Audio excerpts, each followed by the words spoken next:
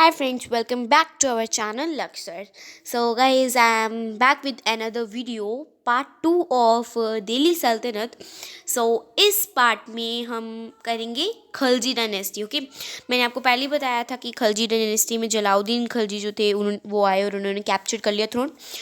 And Jalauddin Khalji जो थे ना, वो पहले 70 एज के थे. और जो उनके नेफ्यू थे अलाउद्दीन खलजी, उन्होंने जलाउद्दीन खलजी की बहुत ज़्यादा मदद की थी कि भाई अब तो ये 70 साल के हो गए हैं और ये तो कब मरेंगे पता नहीं, मैं गद्दी पर कब आऊँगा, ऐसा वो सोचते थे अलाउद्दीन खलजी. तो अलाउद्दीन खलजी ने क्या किया, जलाउद्दीन खलजी का मर्डर करवा दिया एंड वो खुद थ्रोन पर आ गए और उन्होंने थ्रोन कैप्चर कर लिया. अब उनका रूल स्टार्ट होता है. अलाउद्दीन खलजी का ये टाइम पीरियड जो है, ये आपको याद रखना है. ये टाइम पीरियड आपको हर एक किंग का याद रखना है, जैसे कि मैंने आपको पहले भी बताया है. It is very very important this part. Okay. And Alauddin Khalji जो थे वो फेमस थे अपने मार्केट के लिए. बताऊँ कैसे? उन्होंने क्या किया, हर चीज़ का अलग अलग मार्केट बनवा दिया. जैसे ग्रोसरी का अलग से मार्केट, कपड़ा मार्केट अलग, ऐसे मार्केट्स उन्होंने अलग अलग बनवा दिए. और उनकी एक और खासियत थी, अगर कोई किसी ग्राहक के साथ चीट करता था ना, तो उसे इतनी बड़ी पनिशमेंट मिलती थी ना. पता है क्या? जब अगर मान लो अगर एक बंदा चीनी खरीदने आया है, बोल रहा कि 800 ग्राम चीनी दे दो भैया, लेकिन उसने क्या किया, 200 ग्राम उसको कम तोल के दी, 600 ग्राम दे दी, क्योंकि उनको तो पता ही नहीं है ना, तो उसने 600 ग्राम तोल के दे दी. अगर ये अलाउद्दीन खलजी को पता चला तो अलाउद्दीन खलजी पता है क्या करेगा? अलाउद्दीन खलजी जितनी उसने कम चीज़ दी है ना ग्राहक को, उतना ही मांस उसके शरीर में से निकाल लेगा. ऐसा करते हैं वो. इतना इतना स्ट्रिक्ट था ना उनका मार्केट. और उनने वाइन की जो बिक्री थी वो भी बंद करवा दी थी. इसीलिए बस वो अपने मार्केट के लिए बहुत ज़्यादा फेमस थे. एंड फिर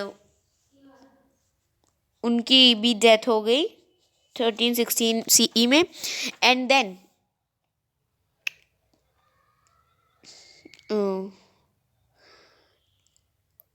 और उसके सक्सेसर जो थे वो उन्होंने सरवाइव किया था 1320 CE तक. तो 1320 CE के बाद जो लास्ट रूलर थे खलजी डायनेस्टी के, खुसरो, और उसका मर्डर कर दिया गजी मलिक ने, जिनका नाम था गयासुद्दीन तुगलक, जो कि सुल्तान बने 1320 CE में. और उन्होंने फाइंड की तुगलक डायनेस्टी. और तुगलक डायनेस्टी का टाइम पीरियड रहा था 1320 से लेकर 1412 तक. ओके, ये भी आपको याद रखना है. Who founded Tughlaq dynasty, who was the first ruler of Tughlaq dynasty and time period of Tughlaq dynasty, ये सब आपको याद रखना पड़ेगा. ओके. सो फर्स्ट रूलर जो थे तुगलक डायनेस्टी के, सॉरी, वो थे गयासुद्दीन तुगलक. ओके, गयासुद्दीन तुगलक. एंड गयासुद्दीन तुगलक जो थे वो मीन्स बहुत ही काइंड रूलर थे. एंड उन्होंने बहुत जो पीजेंट्स की कंडीशन थी इम्प्रूव की, और उन्होंने टैक्सेस भी इम्पोज किए.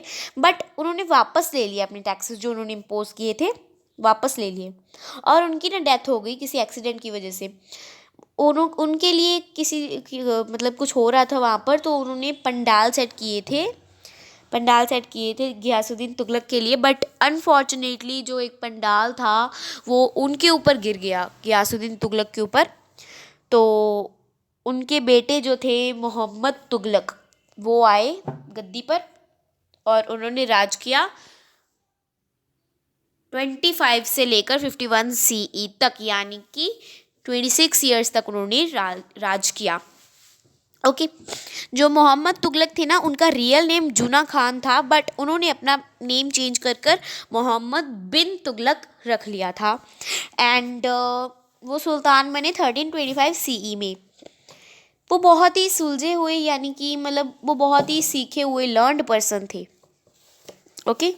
उन्होंने मतलब आपको एक फैक्ट बताऊं कि मोहम्मद तुगलक जो थे ना, उनको पागल बादशाह भी कहा जाता है.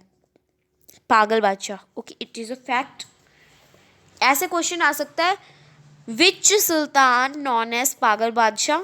ओके, सबसे पहले तो उन्होंने अपनी कैपिटल, दिल्ली सल्तनत की कैपिटल देवगिरी से कर ली थी, क्योंकि उनको लगता था कि दिल्ली पर बहुत ज़्यादा टैक्स होते हैं, तो देवगिरी कर ली थी।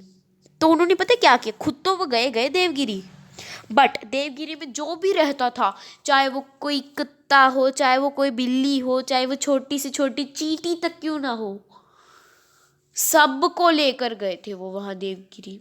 वैसे चींटी को तो नहीं लेके गए थे, मतलब इतना वो था ना, इतन मतलब एक कुत्ते या फिर बिल्ली, गाय, भैंस, किसी को नहीं छोड़ के गए, सबको लेकर गए देवगिरी। जो बुजुर्ग लोग थे वो तो वैसे ही मर गए चलते चलते, बिकॉज देवगिरी दिल्ली में पता है कितना फ़र्क है, 950 किलोमीटर्स, सब पैदल गए थे, क्योंकि उस टाइम पे कोई ट्रांसपोर्ट फैसिलिटीज़ नहीं थी जब वो लेकर गए थे। ओके, तो कुछ बुजुर्ग लोग तो वहीं मर गए, बच्चे बुजुर्ग वहीं मर गए चलते चलते चलते, है ना। एंड तो जब अटैक करने वालों को पता चला कि देवगिरी में रहते हैं वो, तो देवगिरी पर अटैक हो गया, तो उन्होंने देवगिरी पर अटैक किया और वो फिर से सबको सबको दिल्ली लेकर गया, और एक बार फिर से जो दिल्ली थी, दिल्ली सल्तनत की कैपिटल बन गई।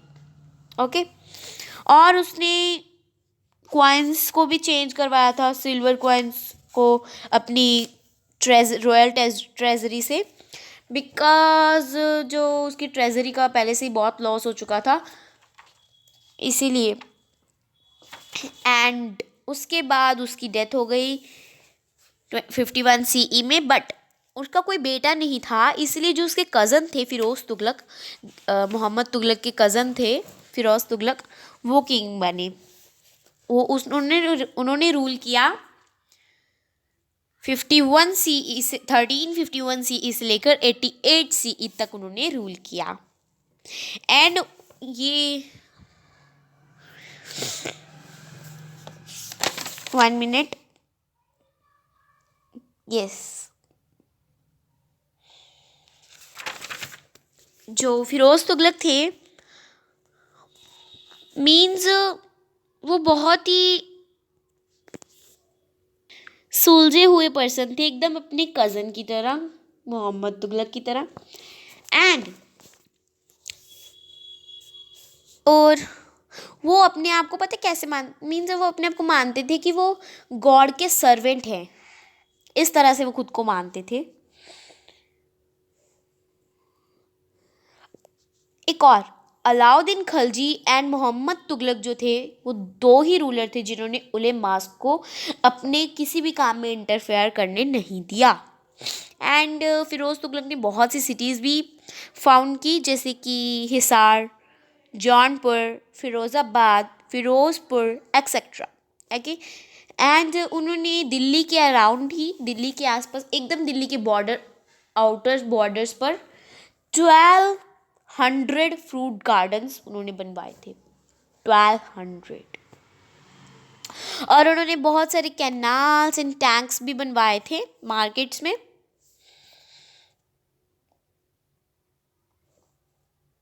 मार्केट्स के लिए, सॉरी, मार्केट्स में नहीं, मार्केट्स के लिए बहुत सारी कैनाल्स एंड टैंक्स उन्होंने बनवाए थे, एंड मार्केट्स ओपन करवाए थे उन्होंने। न्यू क्वाइंस भी बनवाए थे उन्होंने, इंट्रोड्यूस किए थे, और उन्होंने स्कूल्स भी ओपन करवाए लिटरेरी एक्टिविटीज़ को प्रमोट करते हुए। और उन्होंने पुअर मुस्लिम्स की बहुत हेल्प की, because he also is a Muslim, so he help poor Muslims very much. So this is the speciality of Firoz Tughlaq. And then उसके बाद जो लास्ट रूलर जो थे तुगलक डायनेस्टी के, वो थे नसीरुद्दीन तुगलक। नसीरुद्दीन तुगलक का टाइम पीरियड रहा था 1388 से लेकर 1422 CE तक।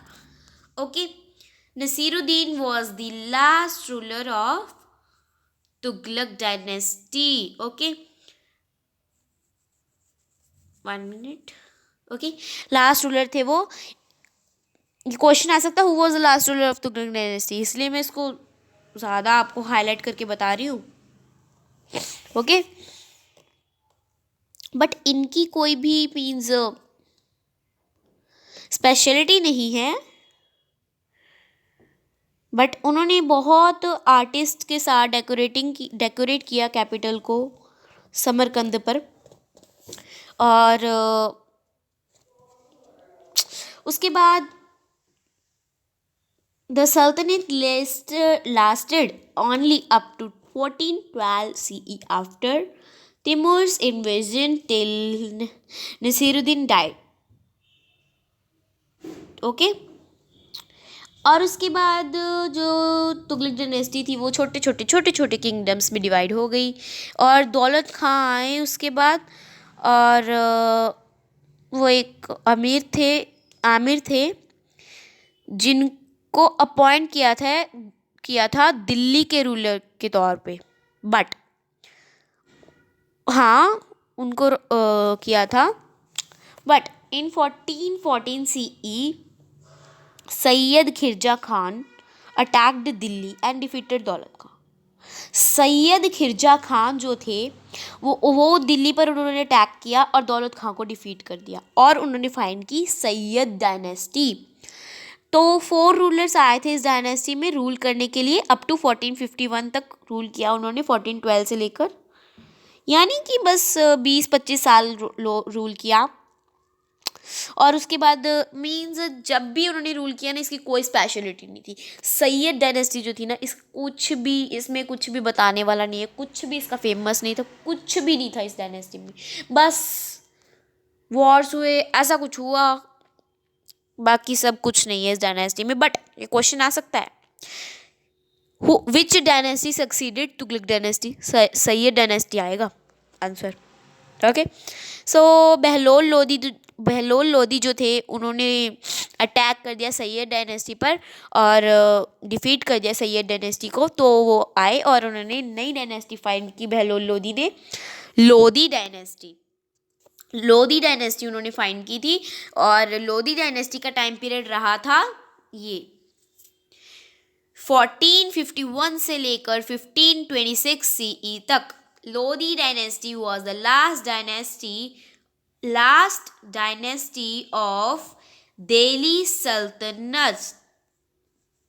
सल्तनत की लास्ट डायनेस्टी थी। ओके, इसको भी मैं आपको हाईलाइट करके बता रही हूँ because it was the last dynasty and it is the main question for you. Okay, and who founded Lodhi dynasty? So answer आएगा Bahlol Lodhi, because he was the first ruler of Lodhi dynasty. Okay, और Lodhi dynasty का time period रहा था 1451 से लेकर 89 CE तक रहा था। एंड लोधी डायनेस्टी में बहलोल लोधी जब सुल्तान बने तब वो बहुत ही ज़्यादा कॉम्पिटेंट जनरल रूलर थे। सॉरी, वो एक एबल रूलर थे एंड एक कॉम्पिटेंट जनरल थे। Okay, he did not rule like a sultan but a feudal lord. Okay, समझ रहे हो कि वो एक सुल्तान की तरह नहीं जिए थे, फेड्यूल लॉर्ड की तरह। मतलब कि वो अपने आप को सुल्तान नहीं, एक आम इंसान मानते थे। तो वो गद्दी पर नहीं बैठते थे सुल्तान की तरह, मेकअप, हार, हीरे जवाहरात ऐसा सब नहीं पहनते थे। सिंपल आम लोगों की तरह उनके बीच में ही रहते थे, ना ही तो अपने महल में रहते थे, उनके बीच में ही रहते थे कहीं। ओके, सो एक फेड्यूल लॉर्ड की तरह रहते थे बीच में, कभी भी थ्रोन पर नहीं बैठे। Okay, and he was a religious person. उन्होंने रूल किया था अपने रूल को एक्सटेंड किया था पंजाब से बहुत सारे पार्ट्स में बिहार के। एंड उसके बाद उनके बहलोल लोदी के बेटे आए सिकंदर लोदी। सिकंदर लोदी का टाइम पीरियड रहा था 1489 से लेकर 1517 सीई तक। And Sikandar Lodi was generous towards the Muslim and ulemas. जो सिकंदर लोदी थे उन्होंने पुअर मुस्लिम्स की बहुत हेल्प की, जैसे कि उनको मनी दी, poor means poor widows for marriage for of their daughters. Means widows समझ रहे हो? विडोज मीन्स विधवा, विधवा औरतें जो होती हैं उनको पैसे दिए ताकि वो अपनी डॉटर्स की मैरिज करवा सके। सिकंदर लोदी जो थे उनकी जो रिलीजियस पॉलिसी थी हिंदूज के तरफ वो बहुत ही हार्श और इनटॉलरेंट थी। मतलब वो हिंदूज को बर्दाश्त नहीं कर पाते थे, ऐसा उनके अंदर था। ही डिस्ट्रॉयड टेम्पल्स। पता है क्या किया उन्होंने? हिंदूज के मीन्स हिंदू जो टेम्पल्स में जाते हैं ना, हिंदू टेम्पल्स को मानते हैं, एंड हिंदूज ने जो टेम्पल्स बनवाए थे ना वो उन्होंने तोड़वा दिए और उसी जगह पे उन्होंने मस्जिद बनवाए, मुस्लिमों के मस्जिद। Okay, and he reimposed jizya on the Hindus. उन्होंने जजिया हटा दिया था हिंदू से। जजिया एक टैक्स था। ओके, टैक्स था। जजिया एक उनके ज़माने में जजिया टेक्स्ट को कहते थे, जो कि फिरोज तुगलक ने शुरू किया था हिंदूज पर। ओके, सिकंदर लोदी जो थे उन्होंने एक न्यू सिटी फाउंड की थी जो कि थी आगरा, और इन 1506 सीई में, और उन्होंने कैपिटल भी शिफ्ट कर दी दिल्ली से आगरा तक, आगरा को। एंड उसके बाद उनके बेटे आए, सिकंदर लोदी के बेटे इब्राहिम लोदी आए गद्दी पर। ये देखिए, ये इब्राहिम लोदी हैं, ये आए थे गद्दी पर एंड इन्होंने रूल किया। ये देखिए 1517 से लेकर 26 सीई तक उन्होंने रूल किया, यानी कि उन्होंने रूल किया टोटल 9 ईयर्स उन्होंने रूल किया। Okay, he became the sultan after his father Sikandar Lodi. ये मैंने आपको बता दी। एंड इब्राहिम लोदी जो थे ना वो बहुत ही इंटेलिजेंट, एबल और ब्रेव रूलर थे, but had to face many rebellions. Means उन्होंने बहुत दुश्मनों, बहुत एनिमीज को फेस किया। He fail to subdue Rana Sanga of Mewar. Rana Sanga of Mewar को सबड्यू करने में वो फेल हो गए। एंड देन उन्होंने रिप्लेस कर दिया old and senior military officers को छोटे और ब्रेव ऑफिसर्स के साथ, मिलिट्री पावर को स्ट्रेंथन देने के लिए। He displease many of the old nobles.